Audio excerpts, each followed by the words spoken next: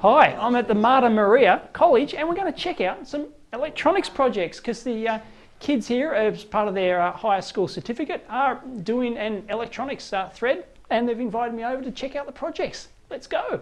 And I'm here with Dave Kennedy. Dave's the teacher who spends most of his time with trying to teach these kids electronics. Is it hard? Not when you've got good boys. This is Excellent. a top class, so you only have to do and say things once. And they're patient, really patient, these boys, with problems. They don't just give up on things and say, oh, I can't solve that. Yep. In fact, some of them see problems as a challenge. Good so stuff. Rather than seeing a problem as a nuisance or extra cost expense, they're much more interested in solving it and getting it going, you know. We had heaps of problems with this thing, but we eventually solved them. How many kids you got in your class here? We got 10 this year. I guess overall we'd probably put out about 120 kids over 16 years. Excellent. And they do pretty good. They perform well. Because there's not much electronics in the Australian school system, is there? It's pretty... Physics, there's a bit in physics, Yeah, but apart from that, yep. no. No, it's pretty pathetic compared to the US, I think. Yeah. But we've got some good projects here to check out. Yeah. So, yeah, I'm let's have very a look. proud of the boys. They've just been marked by the HSC. Excellent. And indications are good. They're not allowed to tell me what they actually get, but I've got a fairly good idea, yeah. Do they get marked down if it doesn't work? I don't think they should. Or if the magic smoke, do they get extra bonus points for magic smoke being released? No, that's for the shed. Right, that's okay. For light that came in the shed. The situation of not having anything, of having something not work has never happened. Right, okay. So I won't allow that to happen. Right. So we're up and tested. The latest we've gone to is midnight on the night before marking. Oh, that's the way to do it. True engineering spirit, midnight engineering there. Absolutely. Yeah, we had a Class AB amp go up. Cheap, dodgy fake transistors? Yes, cheap, dodgy. Fake transistors. There's always fake transistors. Malaysian special transistors. Yeah, you got them at half price and thought you were getting a bargain. Oh, I got a bargain, yeah. Yeah, right. Yeah, we put the proper ones in and no problems, but at midnight we had to stop work. Right. But it worked and it got through. So the girl did rather well. Girl? And, There you go. Yeah, Fantastic. they're the best. And she runs her own business now, Marine Electronics in Pittwater. Fantastic. She actually employs other people. Brilliant. To work for her. Good to see. So she mainly in the marine world, 32 volts, then communication systems and stuff like that, radar and all that sort of gear. Great. So she sort of went in that direction rather than the university direction. But most of the boys this year are heading for university entry. Some sort of engineering course, hopefully? Oh yeah. Fantastic. Yeah, definitely. Or in the case they've got the bug? Yeah. Terrific. Yeah, they're good. They're the best class I've had in 16 years. So I'm really proud of their work, especially the 3D printer. That was a monumental task.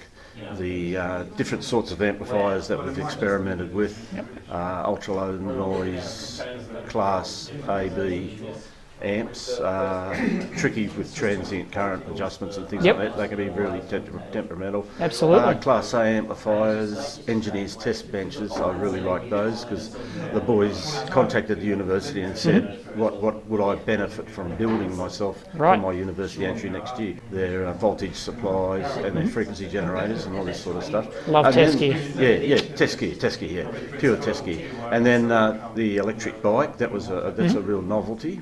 And it works. Because it'd be hard to get quality electronics teachers in this country, let alone, locally. If you're very good in the industry, you'd be in industry. You'd be in industry, or you'd be at university teaching. You wouldn't be in high schools teaching electronics. $50,000 a year for a teacher. Yeah. I mean, what's a stand-stop engineer getting? 120, something like that, I suppose. But so there are only a few enthusiasts. Excellent. Yeah, we need more of them. And I'm here with Alex. Hey. Dude, the tie engineers don't wear ties. You know mate. what? I totally Hey, agree. there we go. He's a real engineer now. It's over in the corner, guys. What are you going to do? Yeah. All right, well done. Alex, tell us about your project here. All right, What do you got? so I have an ultra low distortion home hi-fi amp. So basically, it's 0.0006% distortion and it gives excellent sound quality. And it all just went quiet in the room, but it's pretty cool. Would you like us to be loud again? And the thing, it runs with a preamp as well. Yep. And the preamp is also ultra low distortion. So it definitely makes it gives it great sounding quality, definitely. And I don't know, it was a good challenge for school. Fantastic. And so you built this from a kit, but is this a homemade chassis? So yeah, the casing, as it sort of put it together as like Meccano, and then sort of, do everything else, all the marking out, all that fun stuff. Sweet. Have you actually measured the performance of it? The actual distortion performance? Yeah. You got to have expensive gear to do that. I have to have expensive equipment to do that one. So no. Cool. I can't afford that. Sweet. Excellent work. I love it. You've got the big toroid in the middle there. Yes, I do. And it's a dual channel thing. Yeah. So it's one left to board right, per channel. Yep. Yes. So you've got 4 MOSFETs per channel there. Yep. And what else have we got? Power supply board, and that would be a speaker. Speaker protection board. Speaker with protection. A relay. So it clicks on at 110 volts. Yep. So make sure I don't blow my speakers when it goes on. And some mixing. Yeah, these stuff. are equalizers. They're kind of cheap, so they may add a little to the distortion, but right. The way I'm going to be running it through a preamp, it shouldn't be too bad. Like you're not even going to pick it up. You can't even notice distortion anyway. So. And you didn't really have time to tidy up the wire in sort of last minute job. job. That was like, I think the project at stake working was a bit more. Fantastic. A bit more important. All right, thanks, Alex. No worries. And we've got a cool Lego speaker here. They've manufactured a speaker out of Lego. I like it. Beautiful. And we've got Josh. Thanks Hi. for joining us, Josh. What do you got here? This is an engineer's test bench, although it's not on a bench, but still. Right. So we did some research and found what the general sort of testing equipment was to become, that engineers would have. Yep. So we've got an oscilloscope, it's a digital PC oscilloscope, so it plugs into the computer here. And this is a digital oscillator, so it sends the signals in. In this case, it's a 1000 hertz sine wave, and as you can see, it's displayed on the computer. You can change your amplitude and all that stuff on the screen there. Beautiful. It And works that's a pretty Velleman kit. Yep. That's a Velleman Instruments one. Looks suspiciously like my old DSOA Mark III design. I'm going to have to check into that. Anyway, we've got an Altronics digital oscillator. Yep. And then we've got transistor tester, an in-circuit transistor tester. So basically, it can test diodes and transistors. I've got a transistor plugged on there. And you hold the button down, and depending on which light flashes, PNP or NPN. Pretty simple stuff. Would you believe I built that exact same kit back in very early 80s. That's probably one of the longest running kits in electronics. Cool. It's exactly the same. It was published in like early 1980s in Electronics Australia magazine.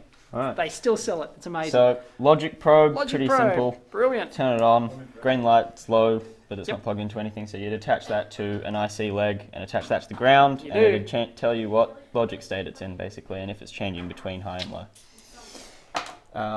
We've got an ESR meter, which is just a resistivity meter. Famous Bob Parker's ESR meter, designed by Bob Parker. So this is plugged into a 10 ohm resistor, and it's 10 ohms on the display, but also if it's not plugged into anything, it'll flash saying it's past its resistivity level, basically. Do you know you can use that to measure the ESR, the internal resistance of a battery as well? Yeah. Little trick there. And what do we got here? Okay, this so looks like a PIC, some sort of programmer. A PIC programmer. So the PIC goes onto the ZIF socket there, and it can be powered by a 9 volt DC plug or a 9 volt battery.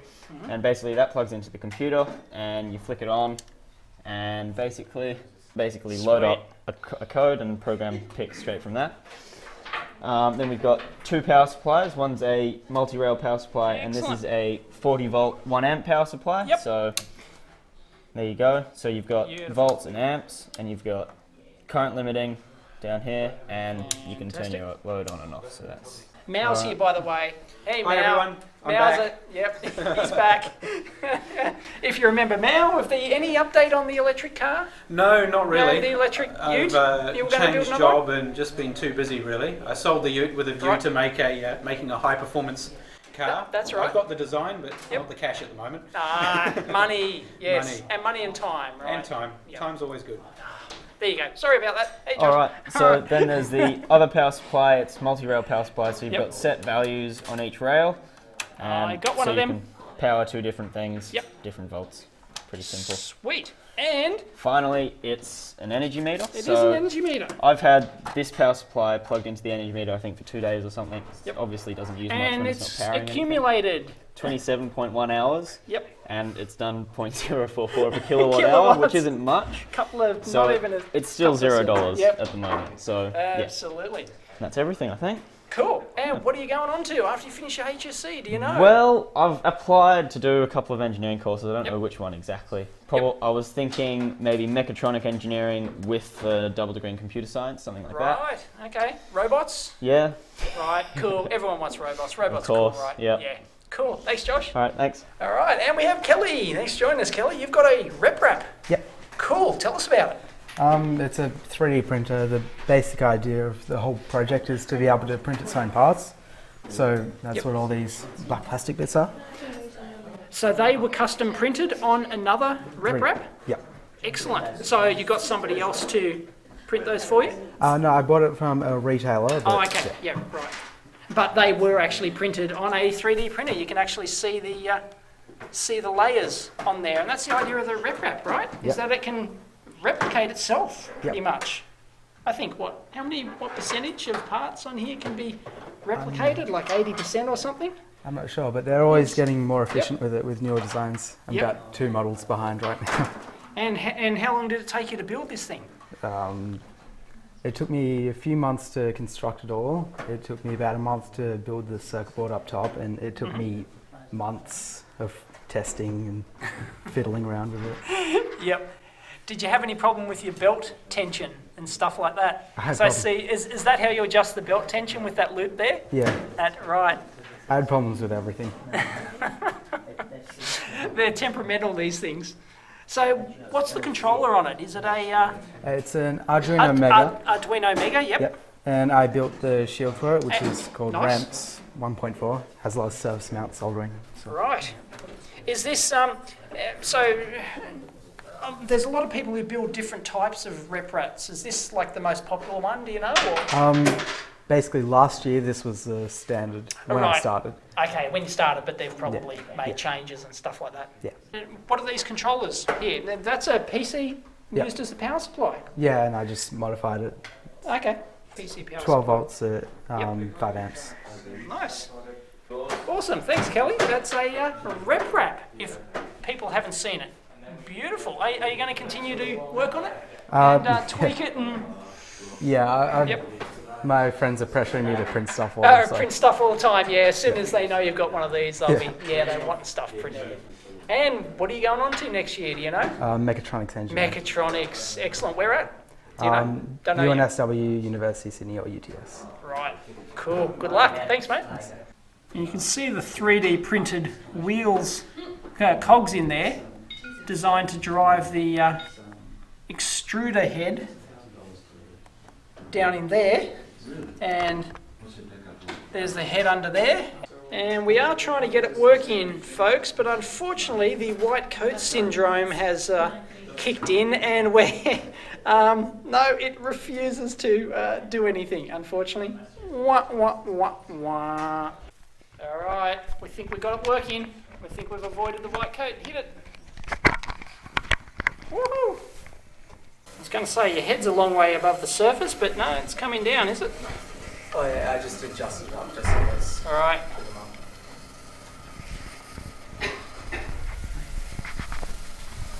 So we can see the progress of this here, and the red, it follows it in real time, and red is where it's printed and how much it's actually printed. And what's the name of this software again? Pronto Face, and it's Pronto Face. Yeah, it's running Sprinter firmware on the Arduino. And it's not printing anything at the moment. We've got no filament in it, but that's a demo of a homemade rep wrap. Brilliant. And check out the homemade stopper on there, the homemade arm which goes across here into the photo sensor in there. So it's a homemade bit of bent metal which then lines up perfectly with the photo interrupter over there, just like in the photocopier teardown. Similar sort of it's a very almost identical photo sensor, and that's the end stop for the x-axis motor, and we've got our y-axis motor down here, moving it back and forth. And that one over there would be Z. And you can see all the 3D printed parts on these, all of the motor mounting plates and stuff like that. These are all 3D printed. All of this is all 3D printed on another rep wrap.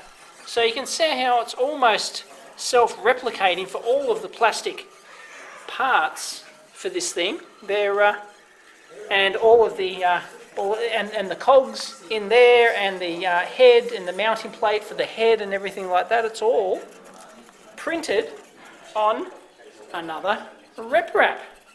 Great stuff. And we've got Michael. Smile, Michael. You're on the blog. Yeah. All right, what do we got here? We've got a Class A amplifier.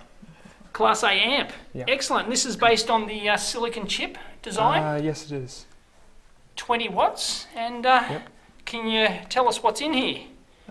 It's just the power supply, Yep. amplifier boards, Left and right protection. channel. We've got speaker protection, is it? and Yep. a preamp, which, well, it doesn't need to work in this specific project. And that's a motor controlled volume pot. Yeah, it's a Nice. And you got a huge toroid transformer at the back as well. yeah. Excellent. And how many? That's a 20 watt. Yeah. Class A stereo amp. And the reason it needs The big heat sinks. the big heat sinks is is the Class A. because it's a Class A. You got it. Yeah. And what do you? What's up here? That's That's the preamp. that's the I made a preamp. completely separate preamp just Okay. to make it connected to headphones and just make it better. Cool. And what are you going to be doing next year? Do you know? I'll be doing something at university. Something at uni. Engineering. Come on. Yeah, I'll You probably be know doing you want it. engineering. Awesome work. All right, Dave. Tell us about the documentation we've got here. Okay, the actual jobs themselves are worth 60 marks, and the documentation that goes with it is worth 40 marks. So there's quite a bit of to pull off an overall excellent job. The kids have got to do an excellent portfolio as well. And it looks like they have. This looks like a serious amount of work. Yeah. Let's have a look at this example one. What's this for? This is for Kelly's folio, so we'll just run through Kelly's as an example. Yep. We can probably run through quickly the one for the engineer's test bench. So this is for the rep wrap? Yep, we start off with his original statement of intent, which that was what he wrote a year ago when he was attempting to set himself his limits and his parameters. Yep. And then we go off researching.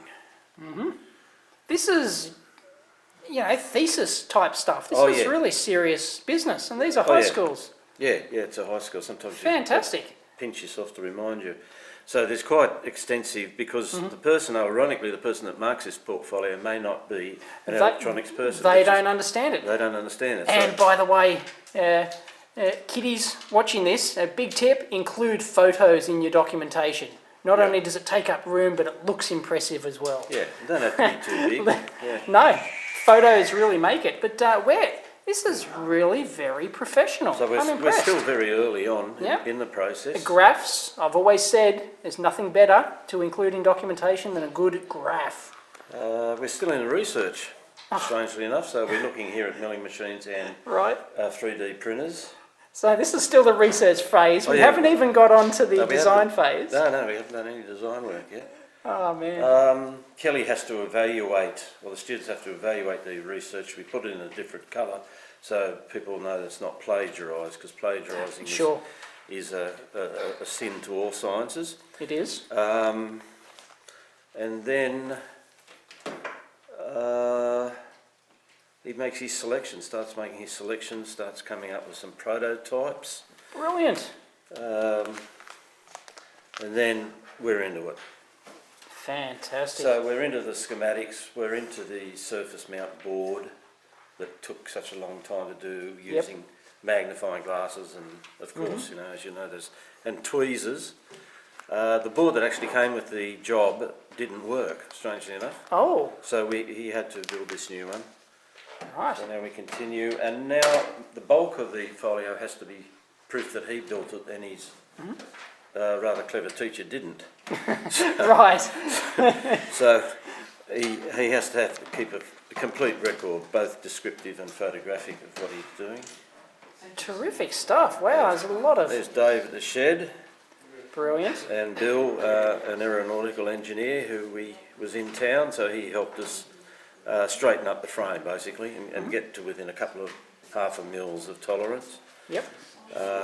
So that's great, the way that people like Malcolm and Bill come in to help the guys out. There he is building the board. There he is. Great. And then he has to show progress shots because the real board is half that size. Oh, Yep. there we go, he's scaled up there. That's a clever idea too. Then he's got to justify his finances. Right. He's got to come up with a construction proposed timeline. Oh, timelines and everything. Yeah. Gantt charts. Yeah. Brilliant. Charts. Can't get away from OHS, and rightly so. OH&S, Yeah, well, yeah, you know, yeah. yeah. So we know all about All that. right, everyone's politically correct these days. Yeah. Yeah. And very thorough OH&S.